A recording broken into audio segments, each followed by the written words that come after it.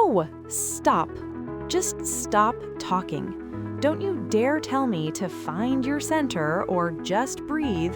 You have no idea what it's like. None. Millie, I wasn't going to say that.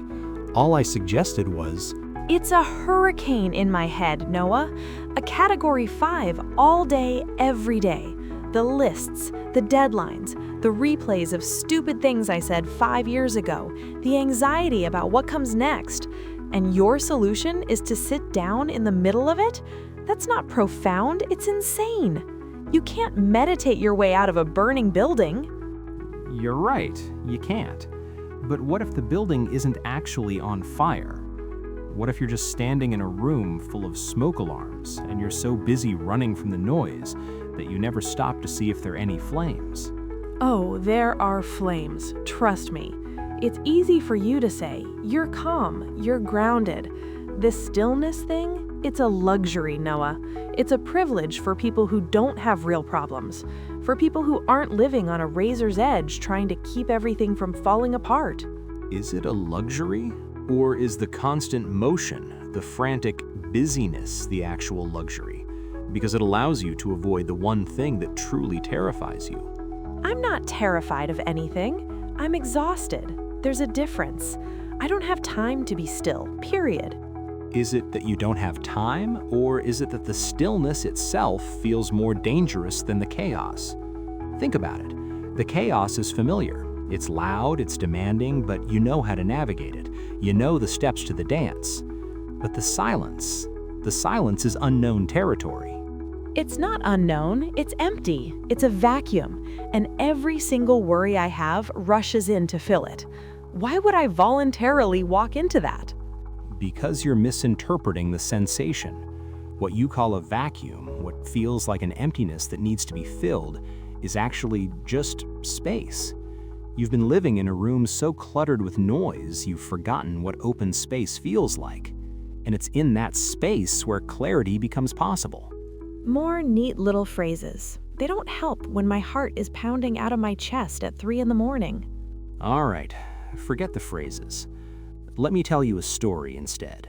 Just listen. If this is some Zen parable about a wise old monk or a leaf floating down a river, I swear to you I'm getting up and leaving. No monks, no floating leaves, just mud. Fine. Imagine you find a small pool of water in a forest. It's supposed to be a crystal clear spring, but when you see it, the water is a chaotic, muddy brown. Every particle of dirt and silt is churned up, and you can't see a thing beneath the surface.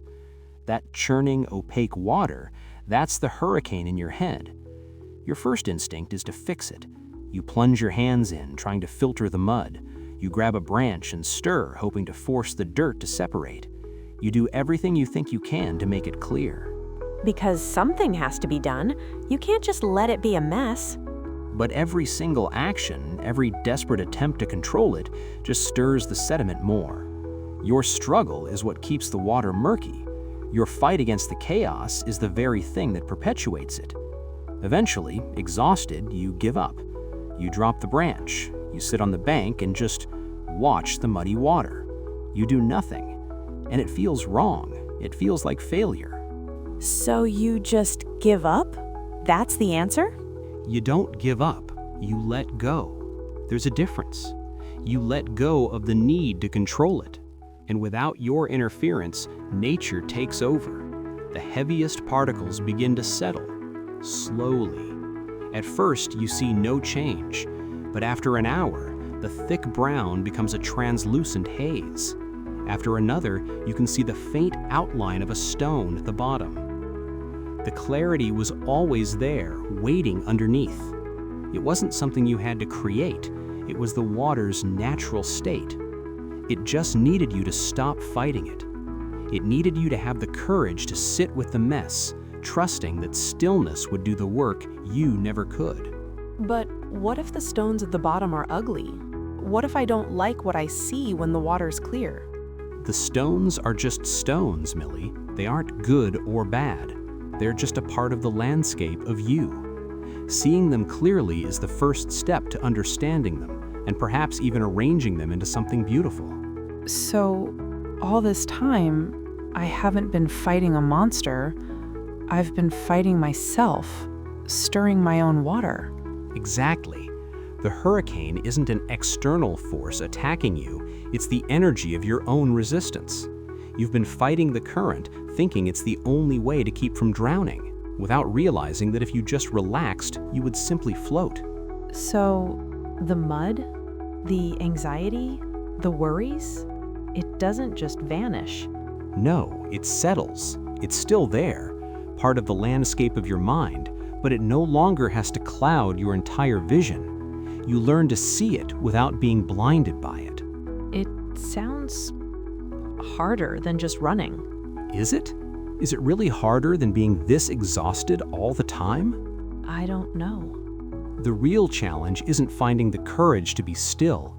It's finding the courage to finally meet the person who's been waiting for you underneath all that noise. So, how do we start? We don't start anything. We just stop. Right here. Right now. Just for a minute. Okay. Let's watch the water settle.